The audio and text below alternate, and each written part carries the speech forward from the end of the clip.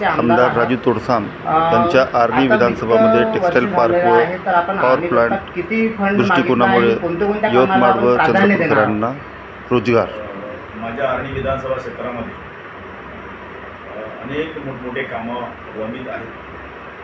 या कामांसाठी मोठ्या प्रमाणावर फंडची गरज आहे आणि माझं विजनसुद्धा आहे की त्या भागामध्ये काम करत असताना त्या भागातला शेतकरी सुखी समृद्धी व्हावं असं जर वाटत असेल, सिंचनाचा मोठा प्रश्न आमच्याकडे आहे. ऑलरेडी आम्हाला निसर्गाने फार मोठी देण दिली होती. माझ्या मतदारसंघातल्या तिन्ही शहराला लागून मोठमोठ्या नद्या आहेत आणि पैनगंगा नदीसुद्धा आहे. पैनगंगा नदी, अरुणावती नदी, रान नदी, वाघाडी नदी आणि खणी नदी अशा 4 मोठ्या नद्या माझ्याकडे असतानासुद्धा उन्हाळ्याच्या दिवसांमध्ये पाण्याचा तुटवडा जाणवतो आणि म्हणूनच त्या ठिकाणी छोटे छोटे बंधारे व्हावं, बॅरेज व्हावं, शेतकऱ्यांच्या सिंचनाचा प्रश्न सुटावा. त्यासाठी जलसंधारण विभागाच्या माध्यमातून जे आता अरुणावतीचे पाटसरे दुरुस्तीचं काम त्यावर करोड रुपयाचा फंड आलेला आहे. त्यानंतर आदिवासी डिपार्टमेंट आहे. आदिवासी डिपार्टमेंटमध्ये काही वसतिगृहाचं बांधकाम चालू आहे, त्याच्यावरसुद्धा फंड आलेला आहे. काही CSR फंड वगैरे आलेला आहे आणि सेंट्रल रोड फंडसुद्धा आलेला आहे. अशा रोड, रस्ते, नाले किंवा बिल्डिंगचे कामसुद्धा मोठ्या प्रमाणावर आहेत. त्यासाठी सुद्धा निधी प्राप्त झालेला आहे. भविष्यातसुद्धा त्या ठिकाणी बेरोजगारांच्या हाताला काम भेटावं म्हणून सातत्याने त्या ठिकाणी आम्ही प्रयत्न करतो आहे.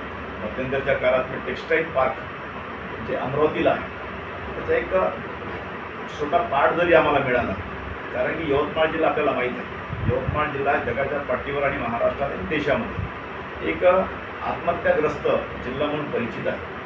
आणि हा कलंक जर आम्हाला पुसून काढायचा असेल तर त्या ठिकाणी मोठ्या प्रमाणावर कापूस होतो. कापसावर आधारित कुठलाही प्रक्रिया उद्योग त्या ठिकाणी नसतो.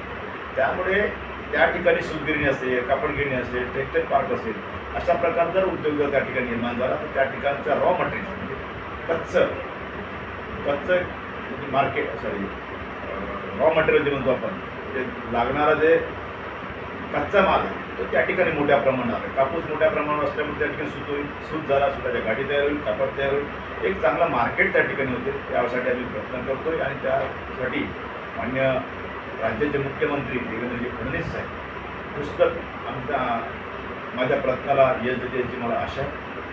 दुसरी महत्त्वाची गोष्ट, आमच्याकडे कोयला मोठ्या प्रमाणावर आहे यवतमाळ जिल्ह्यामध्ये आणि कोयल्यावर आधारित सुद्धा जसं आपल्या कोराडी झालं, चंद्रपूरमध्ये दुर्गापूर प्लॅन्ट झाला, त्यानंतर कळी झाला.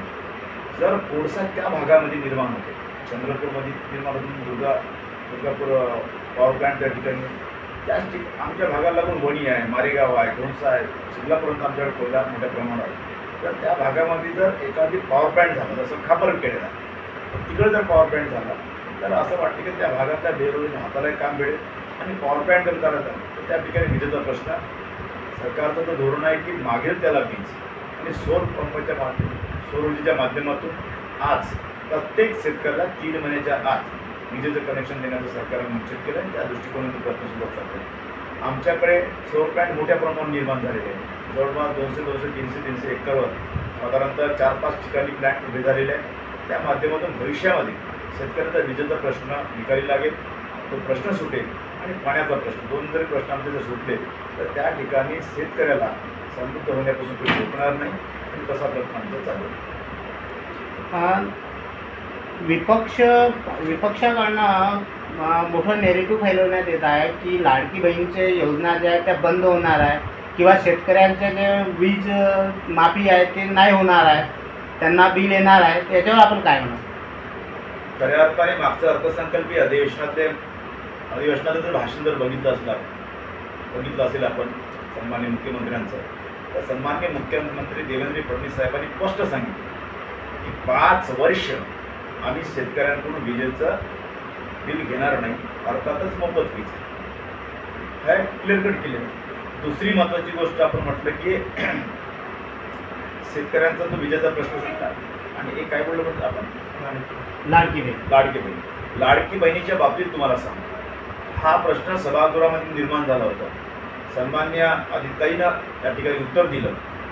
काही लोकांनी, विरोधकांनी आरोप केले होते की लाडकी बहिणीमध्ये हे लोक एवढे लोक कमी झाले, एवढे लोक कमी होणार.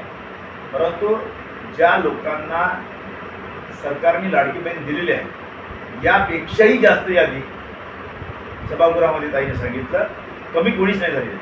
उलट संख्याबळ वाढलेलं आहे. त्यामुळे लाडकी बहिणींचा जो पैसे मिळाले ते मिळतच आहे. उलट ज्या लोकांनी अर्ज आता भरले त्यांचे सुद्धा मंजूर झाले. त्यामुळे विरोधकाला आता कुठल्याच प्रकारचा काय म्हणतात त्याला, विरोधकाकडे कुठलाच मुद्दा ठोस नसल्यामुळे ना इलाजास्तव जनतेमध्ये निगेटिव्ह पसरून स्वतःचा स्वार्थ साधता येईल त्यासाठी प्रयत्न करत आहे. आज विरोधकांकडे कुठल्याच प्रकारचा मॅन्डेट नाही. तुम्हाला माहीत आहे संख्याबळ त्याच्याकडे विरोधी पक्षनेता सुद्धा नाही. म्हणजे एवढ्या खिदाची बाब आहे की महाराष्ट्रामध्ये आज विरोधी पक्षनेता सुद्धा नाही आणि विरोधक नाही. विरोधकाचं काम सांगा ना. सभागृहामध्ये विरोधकाची कुठली अशी भूमिका आहे की महाराष्ट्राच्या जनतेच्या हितासाठी विरोधक चर्चा करतात, किंवा काँग्रेस असेल किंवा दुसरे कोणी लोक असेल, हे सर्व विरोधक लोक महाराष्ट्राच्या कुठल्या जिल्ह्यामध्ये जाऊन जनतेच्या हितासाठी किंवा जनतेला हे मिळत नाही, शेतकऱ्यांना ही मिळत नाही म्हणून एखादी ठोस असं पाऊल उचलले दिसतं की तुम्हाला? दिसतच नाही. लोक खुश आहे म्हणूनच खऱ्या अर्थानं भारतीय जनता पार्टी आणि त्याच्या युतीच्या समपक्षाला, म्हणजे अजितदादांचा पक्ष असेल, सन्माननीय एकनाथराव शिंदे साहेबांचा शिवसेना पक्ष असेल, या तिन्ही पक्षाला महाराष्ट्रामध्ये भरभरून यश मिळालं आणि या यशानं जनता खुश आहे. त्यामुळे विरोधकाला कुठलासा ठोस मुद्दा नसल्यामुळे हे उगीचच विरोधक वेगवेगळ्या मुद्द्याचं एक काय म्हणतात निगेटिव्ह वातावरण निर्माण करण्याचा प्रयत्न करतात. त्याला जनता कधी लक्ष देणार. मी जनतेला हे आवाहन करू इच्छितो की सन्मान्य देशाचे पंतप्रधान नरेंद्रजी मोदी साहेब यांच्या नेतृत्वातलं केंद्रातलं सरकार आणि सन्मान्य देवेंद्रजी फडणवीस राज्याचे मुख्यमंत्री यांच्या नेतृत्वातलं सरकार, केंद्रात आणि राज्यातलं मिळून डबल इंजिनचं सरकार आहे. आणि या डबल इंजिनच्या सरकारमुळे देशामध्ये आणि राज्यामध्ये मोठ्या प्रमाणावर विकासात्मक काम होतात. आणि आपण बघतोय की दळणवळणाच्या बाबतीतला स्वर्गीय बाळासाहेब समृद्धी मार्ग हा अतिशय आमच्या मागच्या टर्ममध्ये सुरू झाला. 2014-19च्या काळामध्ये घोषित झालं आणि लगेच 5-7 वर्षाच्या तो रस्ता झाला. एवढा फास्ट रस्ता तुम्ही सांगा काँग्रेसच्या काळामध्ये कधी एखादी दाखवा मला, कधी झाला? कधीच नाही. आणि म्हणून अतिशय गतिशील सरकार म्हणून आदरणीय देवेंद्रजी दादांकडे पाहिलं जातात. आणि म्हणूनच मी तुम्हाला सांगू इच्छितो, दुसरा एक आमच्या मतदारसंघातून, माझ्या मतदारसंघातून आता शक्तिपीठ नावाचा एक महामार्ग सुरू होत आहे. आणि या शक्तिपीठ महामार्गातून 26 असे शक्तिपीठ जोडल्या गेलेलं आहे. आणि या महामार्गामुळे देवदर्शन त्या ठिकाणी होतं आणि देवदर्शनाच्या माध्यमातून इतर दळणवळणाच्या सुविधा त्या ठिकाणी निर्माण होतील. आणि आत्ताच मी त्या दिवशी मोजणीच्या काही नोटीस वाटप केल्या आणि लगेच तो रस्ता सुरू होणार आहे. सांगायचा तात्पर्य असतं की या सरकारनं घेतलेले निर्णय किंवा देवेंद्रजीने घेतलेले निर्णय अतिशय चांगले निर्णय आहे आणि दिलेल्या कालावधीमध्ये ते काम करतात. आणि म्हणूनच आदरणीय नरेंद्रजी मोदी साहेब आणि आदरणीय देवेंद्रजी यांचं दोघांचंही मी या ठिकाणी मनस्वी कौतुक करतो, अभिनंदन करतोय आणि या ठिकाणी थांबतो. धन्यवाद.